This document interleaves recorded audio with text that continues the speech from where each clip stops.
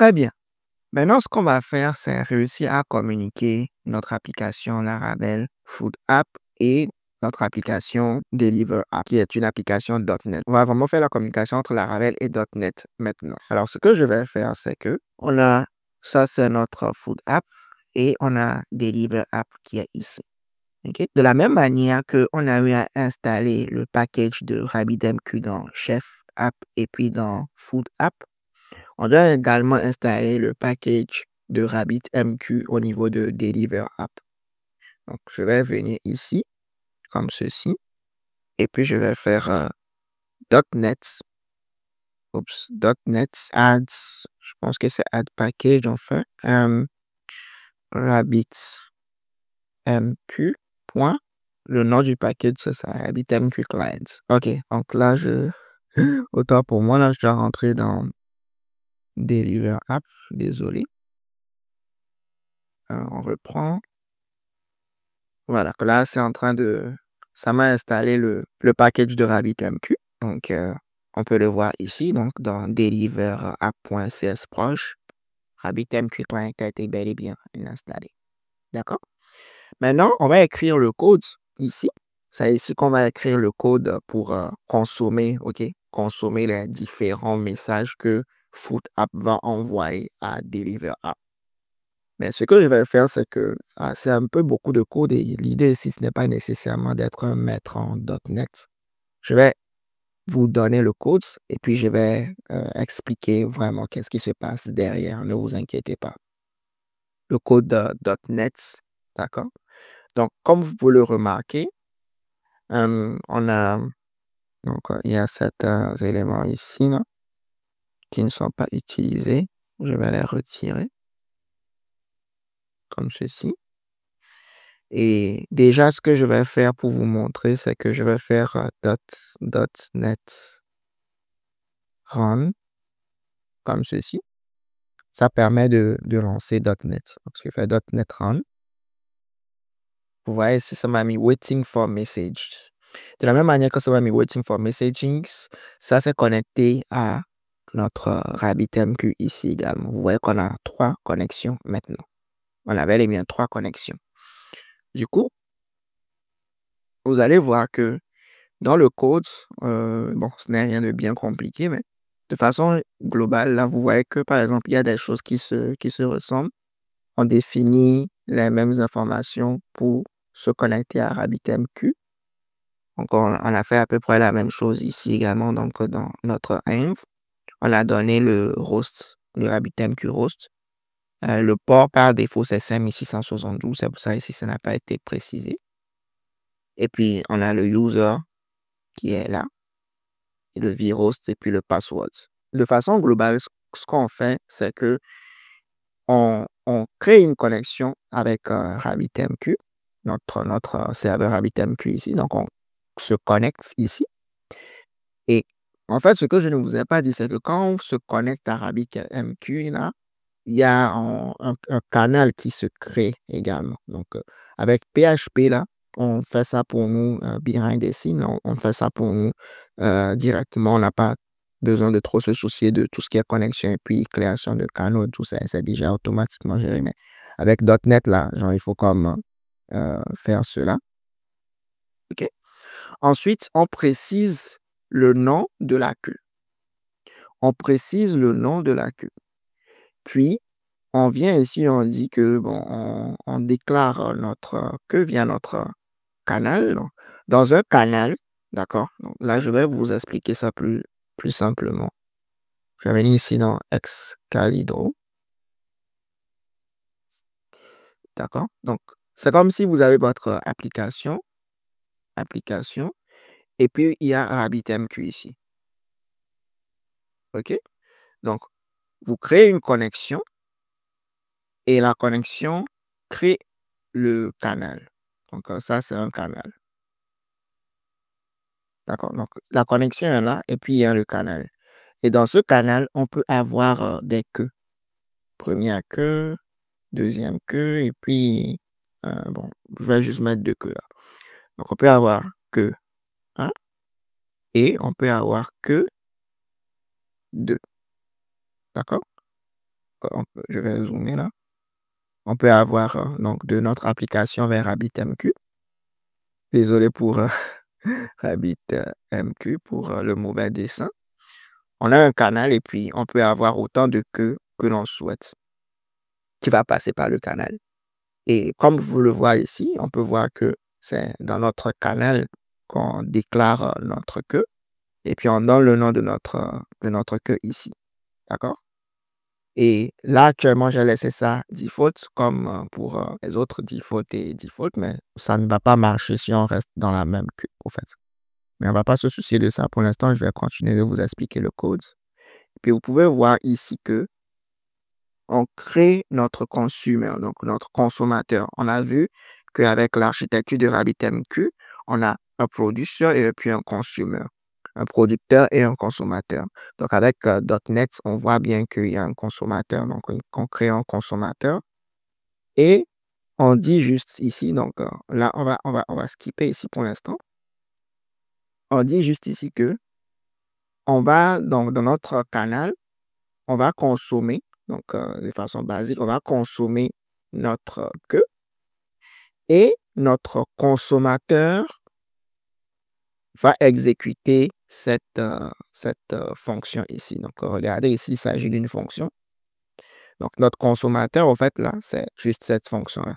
Donc, dès que on veut consommer notre queue, voici ce qu'il faut faire. C'est ce qu'on nous dit. Donc, quand on veut consommer les informations, c'est-à-dire les messages qui transitent dans notre queue, voici ce qu'il faut faire. Donc, en gros, on va juste dire que on a reçu le message et puis voici le message qu'on a reçu, comme ça. D'accord? C'est juste ça. Voici le message reçu. Et puis, bon, on dit ici que waiting for message, donc on affiche juste à la console waiting for message. Et puis, pour que la console ne se ferme pas et continue d'attendre, d'écouter les événements qui arrivent, c'est pour ça qu'on a fait task delay -1 ici. Donc, la console ne va pas se fermer et puis ça va rouler indéfiniment. OK? Donc, en gros, c'est ça. Maintenant, on va pratiquer, on va tester.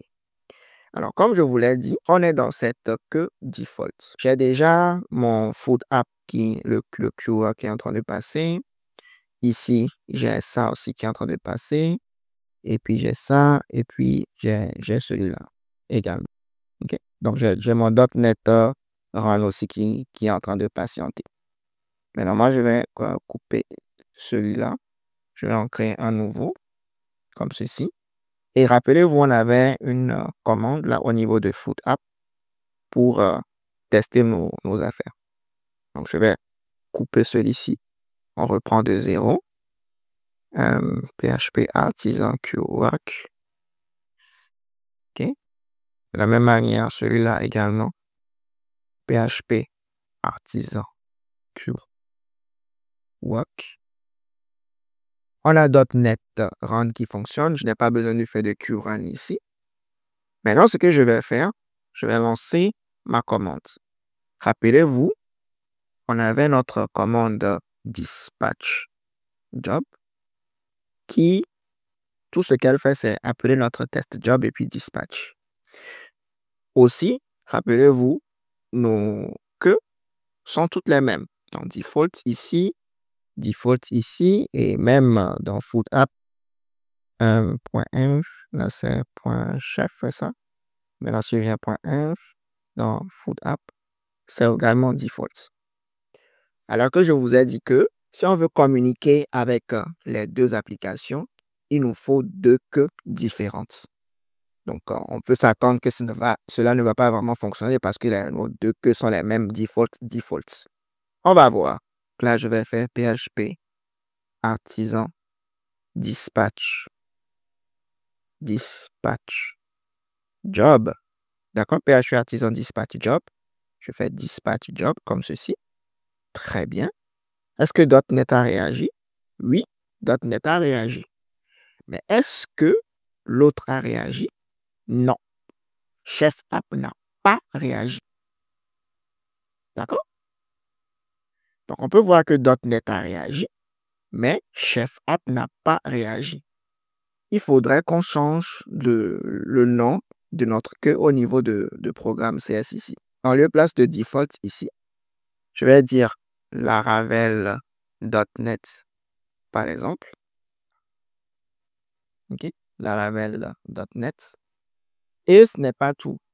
Il faut que je vienne dans mon dispatch job et puis je vais dire explicitement que cette information-là, c'est bon, tu peux aller dans default avec. Et cette information va plutôt on va mettre ça plutôt dans la queue. On va dire Laravel.net. OK? Celle-là, on va mettre ça dans la queue default. D'accord? Du coup, je vais venir ici dans Chef App. Je fais mon PHP Artisan Q Work. Dans mon .NET Run.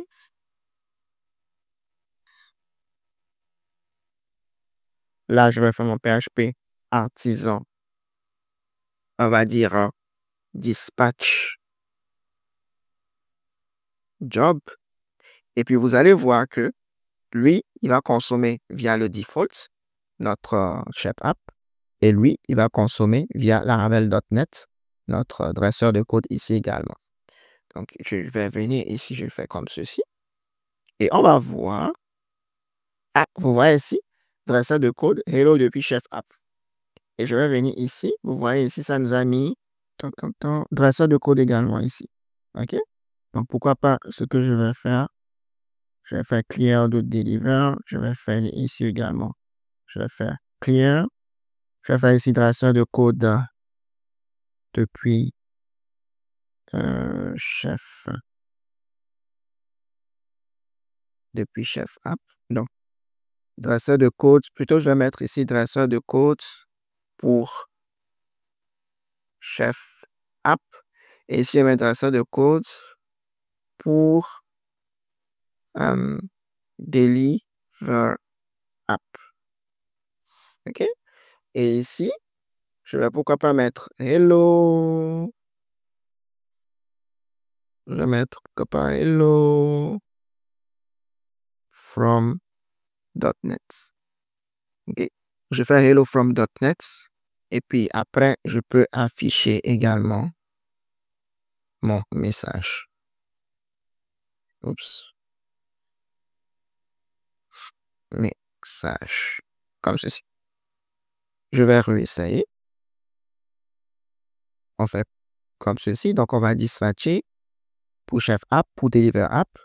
Et puis, on va pouvoir écouter ici. Donc, je fais PHP Artisan Q Work. De la même manière, je viens faire ici .NET. OK. Très bien. On lance. Hop. Qu'est-ce qui se passe? .NET. Hello from .NET. Et le message.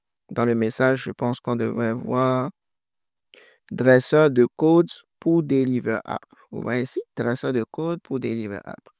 Si je viens ici, hello pour Chef App et hello depuis Chef App. Donc, comme vous le voyez, on a pu prendre notre job depuis Foot App et puis dispatcher via différents queues vers notre Chef App et vers notre Deliver App.